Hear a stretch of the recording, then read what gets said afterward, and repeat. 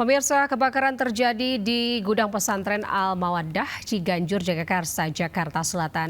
22 santri dievakuasi ke rumah sakit karena mengalami sesak nafas.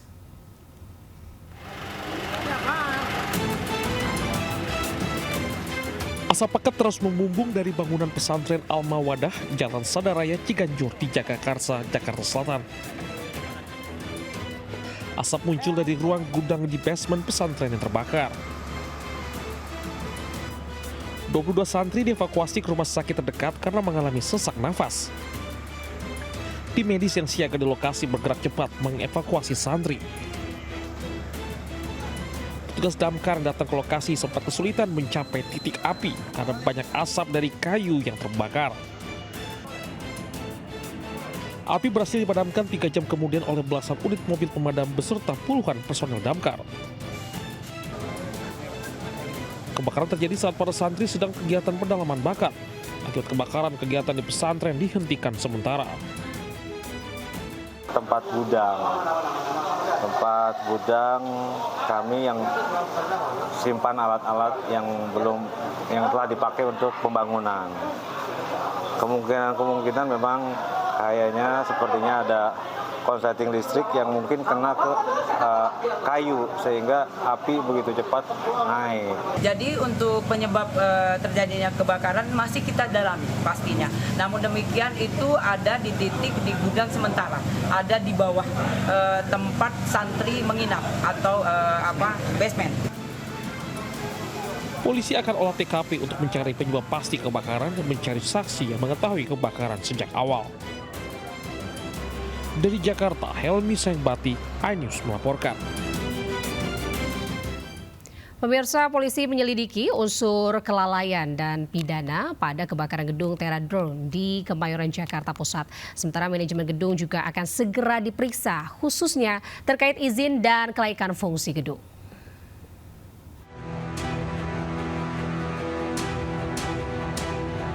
Polisi menyelidiki unsur pidana pada kebakaran gedung Teradrone di Kemayoran, Jakarta Pusat. Setelah melakukan pemeriksaan terhadap 6 karyawan yang selamat, penyidik menjadwalkan pemeriksaan pada 2 saksi kunci dari pihak manajemen gedung. Ada 2 orang saksi kunci lagi yang akan kami periksa, termasuk dari pihak manajemen. Tentunya kami berharap bahwa pemeriksaan ini bisa membuat terang dan kami masih melaksanakan penyelidikan untuk menemukan apakah ada pidana atau karena kelalaiannya yang menyebabkan korban begitu banyak. Sementara itu dalam tinjauannya ke lokasi kebakaran, Menteri Dalam Negeri Tito Karnavian menyoroti izin bangunan gedung dan sertifikat layak fungsi. Dari diskusi tadi dengan Pak Wali Kota, Pak Kapolres, kemudian juga dengan Kepala Dinas Pemadam Kebakaran DKI, logika saya tadi ya berpikir bahwa setiap pembuatan bangunan juga harus ada pengujian tentang pencegahan kebakaran atau mitigasi atas kebakaran. Apalagi di Jakarta ini banyak sekali yang high rise building, gedung-gedung tinggi yang kalau terjadi kebakaran risikonya lebih besar dibanding dengan yang low rise building, daerah gedung-gedung yang rendah. Mendagri menilai harus ada regulasi yang mengatur pengecekan keselamatan gedung secara berkala agar kejadian ini tidak terulang kembali. Di Jakarta, Henry Aprila, Seto Pratomo, iNews melaporkan. Proses identifikasi korban kebakaran gedung Teradrone di Kemayoran, Jakarta Pusat resmi ditutup.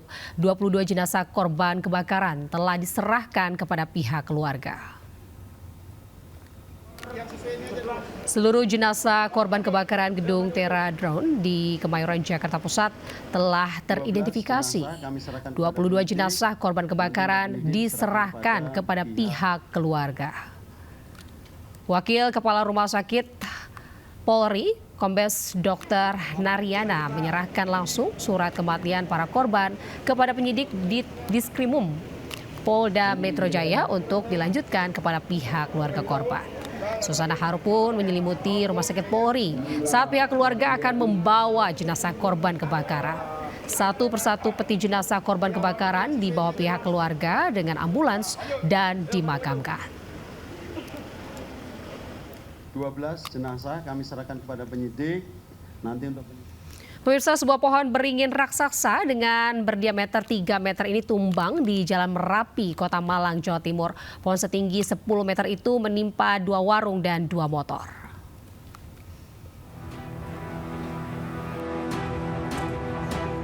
Pohon beringin raksasa yang tumbang di Jalan Merapi, Oro-Oro Dowo, Kota Malang tersebut dengan diameter 3 meter dan tinggi mencapai 10 meter menimpa 2 warung, 2 sepeda motor milik warga dan pengemudi ojek online. Pemilik warung tak menyangka jika pohon akan roboh. Suara yang sempat terdengar sebelumnya disangka buah genitri yang berjatuhan. Tak berselang lama, pohon pun tiba-tiba ambruk. Wai genitri kan itu ada wai genitri yang di situ Mas. Oh kakinya ya gini nih, saya setengah sadar ada tabung takutnya meledak, langsung saya jabut. Tadi ada lari semua, jagung sama saya. Beruntung tak ada korban jiwa akibat peristiwa ini. Pemilik warung dan pengemudi ojol yang tengah nongkrong di warung cepat menyelamatkan diri. Petugas BPBD Kota Malang dibantu TNI dan Polri segera mengevakuasi pohon tersebut agar batang besar yang melintang di jalan tidak menimbulkan kemacetan yang parah. Diduga tingginya intensitas hujan di Kota Malang jadi penyebab pohon beringin tua tumbang. Dari Malang, Jawa Timur, Denny Irwansyah melaporkan. Pemirsa, banjir bandang kembali melanda kawasan Batu Buswak, Kecamatan Pauh, Kota Padang, Sumatera Barat. Luapan Sungai Batang Kiranji ini merendam permukiman warga hingga memutuskan akses jalan menuju permukiman.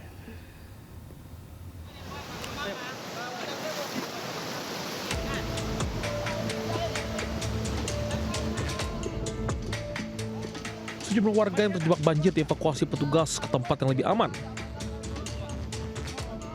Petugas berupaya menyelamatkan warga meski menerjang derasnya banjir.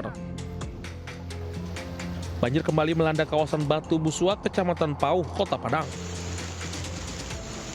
Tingginya intensitas hujan yang mengguyur Kota Padang Rabu dini hari hingga siang hari mengakibatkan aliran Sungai Batang Kiranji meluap hingga ke pemukiman di Batu Buswak, Kecamatan Pauh.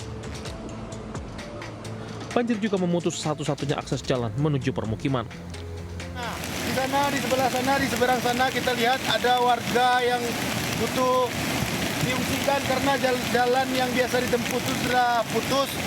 Nah makanya yang di sebelah sana minta tolong dievakuasi. Dampak putusnya akses jalan membuat puluhan warga di kawasan tersebut terisolasi. Dari Padang, Sumatera Barat, Budi Sunandar, iNews melaporkan.